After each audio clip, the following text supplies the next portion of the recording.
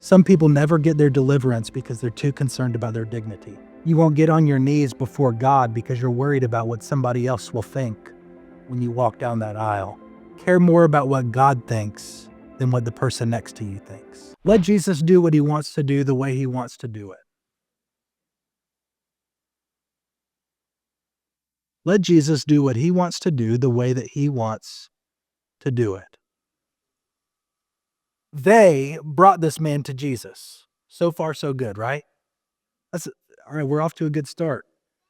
Then they started to mess the thing up. They tell Jesus how to do what they want him to do. They begged him to touch him. And they knew how Jesus did things. It's true that sometimes Jesus touched people and healed them. We know that he touched a man full of leprosy in Luke 5, but that's not the only way that he dealt with people. In the synagogue in Capernaum, there was a man with a withered hand. Jesus never touched him, but he said from across the room, "Stretch out your hand." You remember that? Mark 5, there was a little lady with a hemorrhage who snuck up behind him and grabbed him by the tassel. And here in this passage in Mark 8:22 through 25, he doesn't grab the man. The man doesn't grab him either, but he spits in the man's eye. This is simple yet profound, church. Let Jesus do what he wants to do the way he wants to do it. He is Son of God. He is the risen Christ. We don't designate to him how he does what he does. He is Lord. I heard one time that after the resurrection, the early Christians got together. They were trying to determine what they were going to do in the formation of the early church. And the man with the withered hand said, "We're going to go out and touch people." The woman with the hemorrhage said, "No, you got to go and grab him." And then this man from Mark 8:22 through 25, he said, "No, when he does it, he's going to spit in your eye."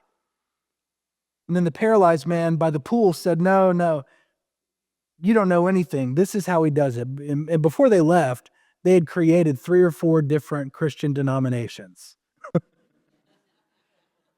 There was the First Church of the Spitters, the First Church of the Tassel Grabbers, First Church of the Word Sayers. And that's your church history fake lesson of the day. But they all knew how Jesus would do it, and that's how they said that he was going to do it. But let Jesus do what he wants to do the way he wants to do it. We have so confined Jesus that we think unless he fits into our narrow little box, that he's not really moving. And you say, "Well, Jesus, I want you to do it here. I want you to do it in this particular manner. Do it my way." And Jesus says, "No, child, I'm going to do it there. I'm going to do it then. I'm going to do it my way." Think about marriage. In your marriage, you go to God and you say, "God, I want you to fix him or her." Now, don't raise your hand. I don't want you to get in trouble, but you ever prayed that?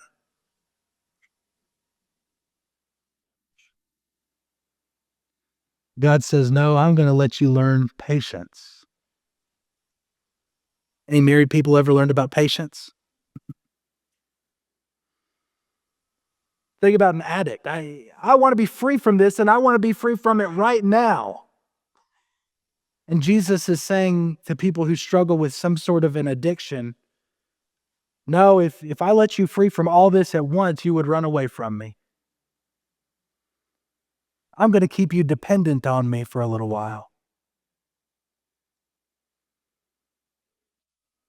Here's where I want to take the message for the rest of our time together. Here's our second and final point. Sometimes you need a second touch. Sometimes you need a second touch.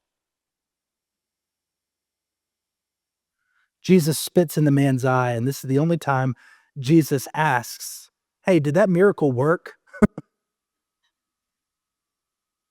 You can read the 4 Gospels. He never asks another time, "How's this working for you?"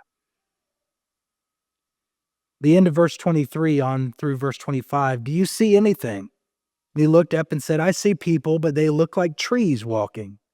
Then Jesus laid his hands on his eyes again, and he opened his eyes, and his sight was restored, and he saw everything clearly. Didn't work the first time, so whose fault was that? Well, let me say this very clearly. It wasn't the fault of Dr. Jesus. Jesus never misdiagnosed a case, he never lost a patient. So, for whom was the second touch? One, it was for the man. It was for the man. This man had to own where he was in order to disown where he was. This man could have just said, I see everything 2020 and moved on with his day. But part of the reality of Jesus Christ is the fact that he comes into our lives and he nails us to the now. He rivets us to reality. He pins us to the personal. And he says, how are you seeing today? As your pastor, I really wish that I would have the opportunity to go into each and every one of your kitchens, sit down over a nice black cup of coffee together, preferably a little stronger than weak. None of that weak coffee. I don't like that weak coffee. All right. But sit down over coffee together and just say to you, how is life looking to you right now? Because for some of you, your life is very fuzzy and nearsighted and myopic. And it's like people are walking around looking like trees.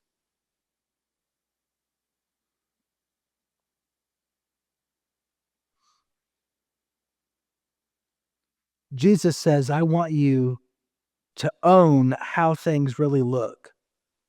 And some people vaguely, absent-mindedly, marginally want things to get better with Jesus.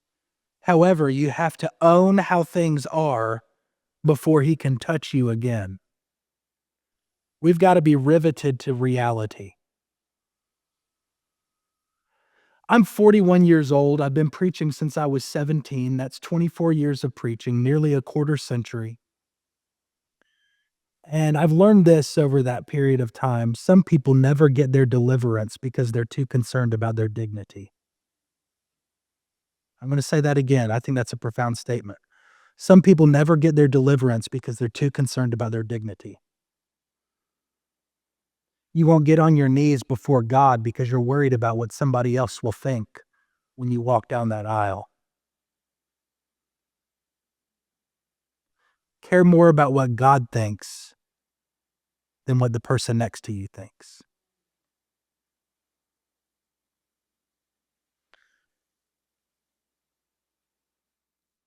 Humble yourself and let God touch you again so you can see.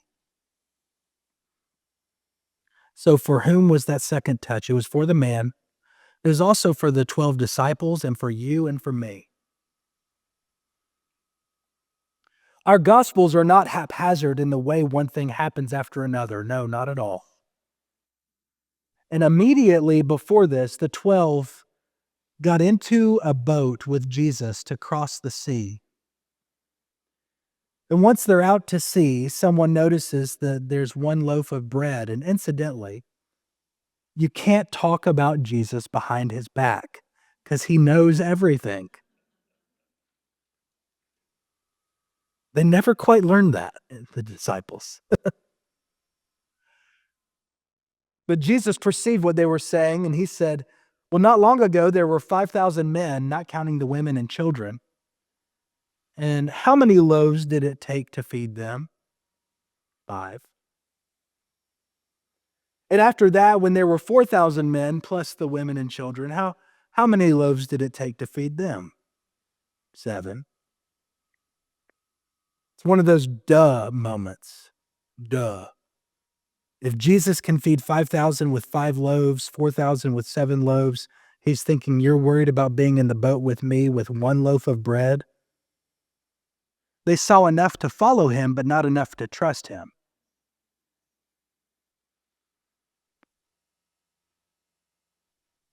Sometimes you need a second touch from God.